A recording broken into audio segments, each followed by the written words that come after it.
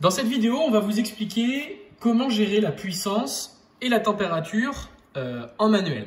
Bon, alors, première des choses, donc on appuie sur la flèche pour allumer la télécommande. On constate qu'on n'est pas en manuel. Donc déjà, on va aller dans la fonction chrono. On va désactiver le chrono. Donc là, on est bien sur off. On revient une fois et deux fois sur notre page principale et on constate bien qu'on a pu en haut à droite l'horloge qui nous indique que nous étions en chrono. Une fois qu'on est là-dessus, c'est avec cet écran-là de base qu'on va pouvoir en fait gérer la puissance et la température. Alors, donc je rallume ma télécommande et sur l'écran principal, je vais appuyer sur la touche plus.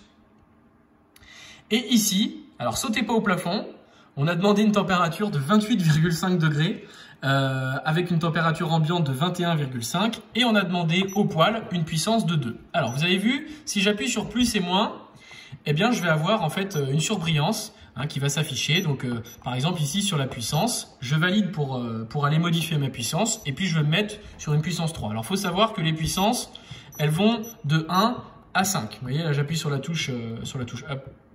Alors normalement c'est de 1 à 5, je comprends pas, mais bon, pourquoi pas. Alors peut-être que voilà, c'est du direct, c'est les aléas du direct.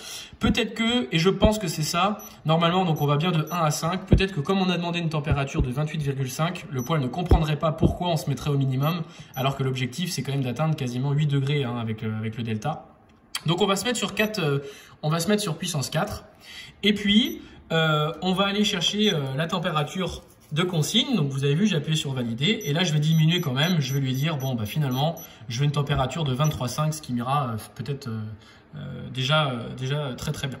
J'appuie sur la touche retour en arrière pardon pour pouvoir aller sur ma page principale. Et là évidemment attention, parfois on se dit bah, pourquoi là j'ai demandé une puissance de 4, pourquoi là ça se met pas tout de suite. Donc vous avez vu, on était juste à l'instant sur une puissance de 2, là on vient de passer à une puissance de 3 et d'ici je pense quelques secondes bah, on va passer à une puissance de 4. Donc ça reste quand même relativement progressif, on n'obtient pas l'énergie comme ça tout de suite d'un seul coup et vous allez voir que forcément l'intensité va augmenter à partir du moment où on passe par exemple d'une puissance 2 à une puissance 3. Alors j'ai une petite question là qui me vient tout de suite.